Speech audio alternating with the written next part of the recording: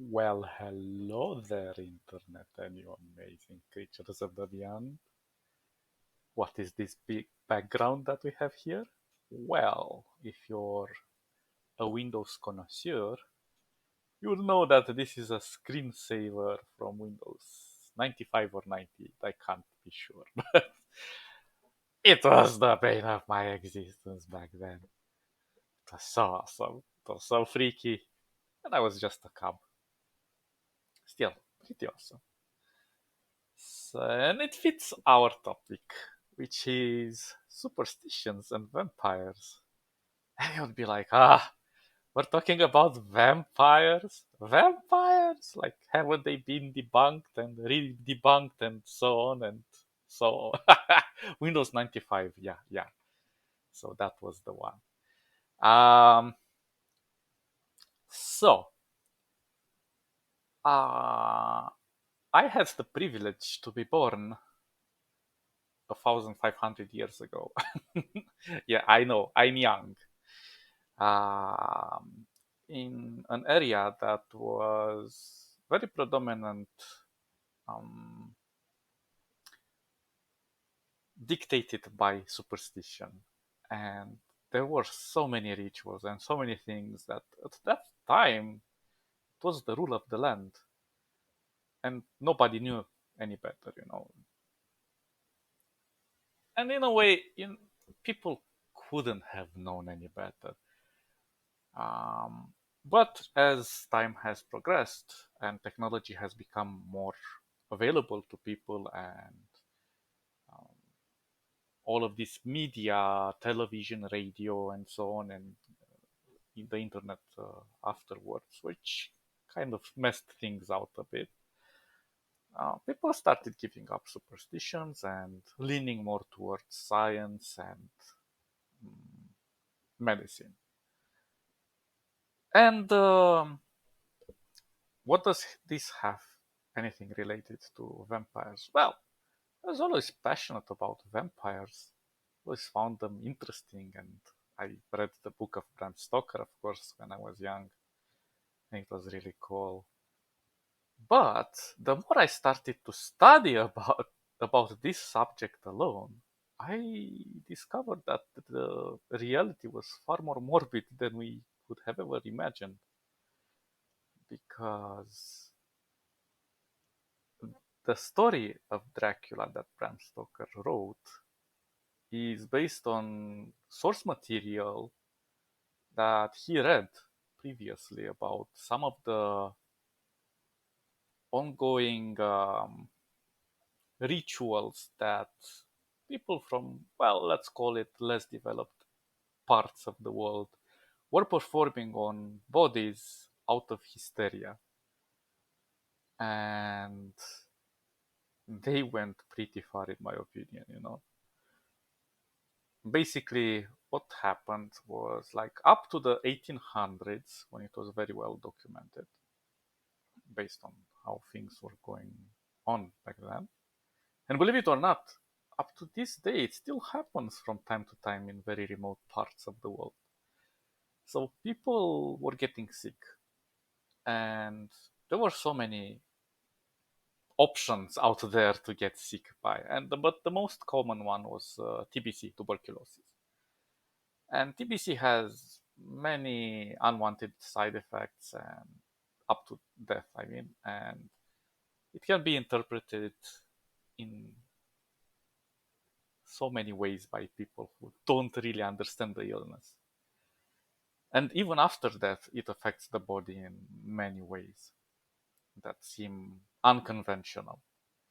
So basically, what happened is like if in a family people started dying out of TBC, they would consider it a curse. And the rumor was going on that one of the dead bodies was coming back to life to haunt the living and consume their life source to continue its existence and so on. So the only solution for these people was to dug out the body, dismember it, in some cases even cannibalize parts of the body, and then some of the organs were removed and burned, the head was being decapitated.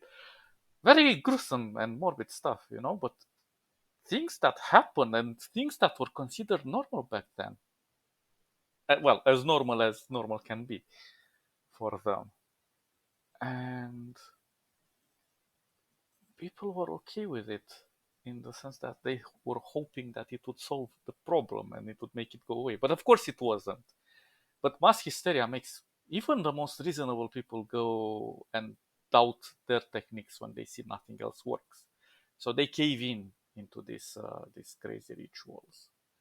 And since, yeah, of course, healthcare and education was severely lacking in most parts of the world up until the 1800s or well, and so on. Uh, Most people were reliant on superstition, and that quite affected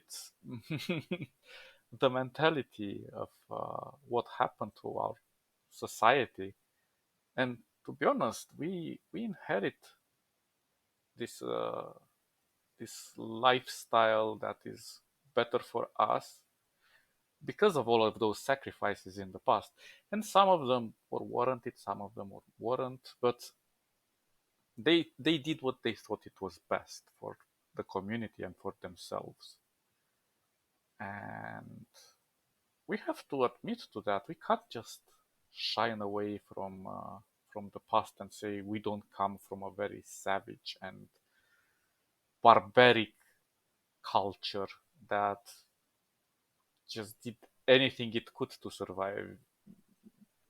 Imagine that if we would go into the past, we would be burned as witches for the knowledge we possess.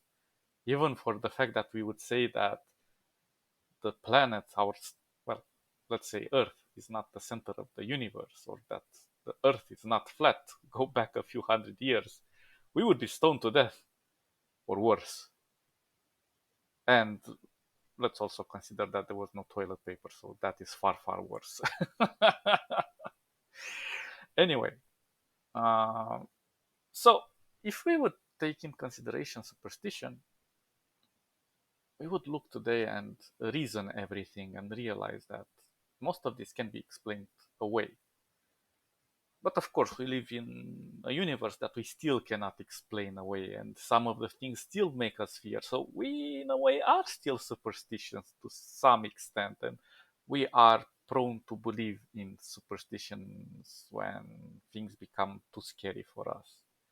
Even though we are more educated now, hysteria can make really crazy things out of our brains.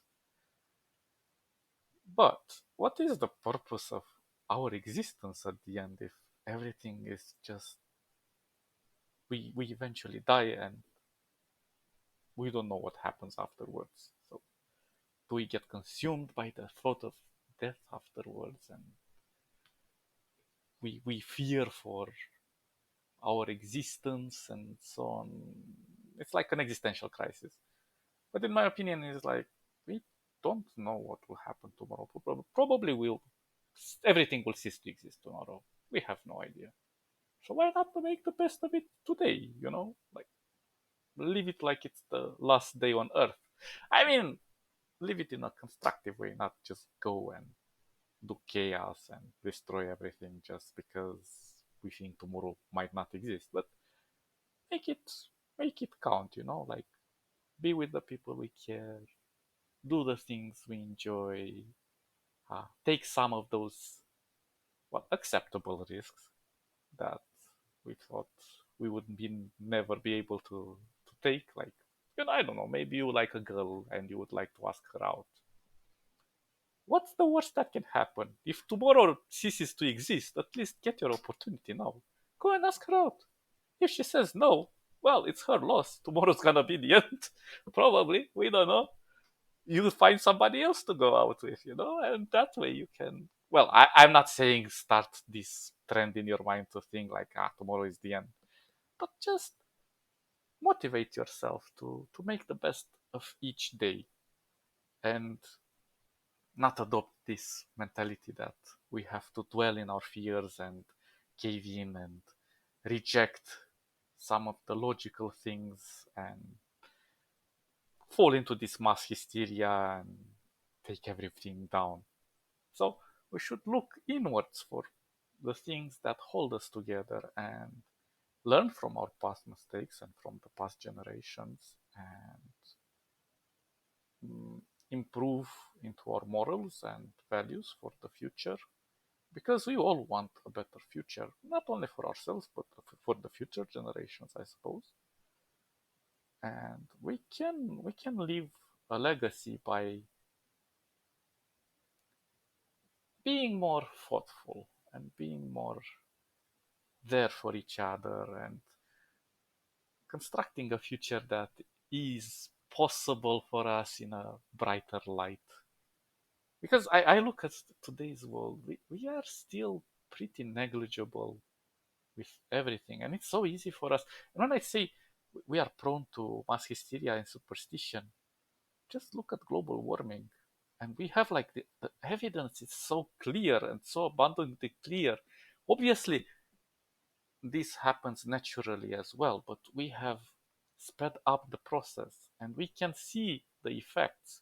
For the planet, it really does not matter, but for us as a species, we can easily get wiped because of our own mistakes. So it's still, we are at the edge, but we can still take steps into preventing from things to get worse. And I've seen some really promising projects out there that can help clean the oceans from trash and um, maybe help with the reduction of pollution in the air and so on with new renewable energies. So the potential is there. It's all about us, how motivated we get to make these improvements happen. So yeah, we went from superstition, hysteria, vampires to renewable energies, climate change, and a better future. Ah, whatever works, works. Thanks for watching, guys. Stay awesome. See you next time. Bye, bye, bye, bye, bye.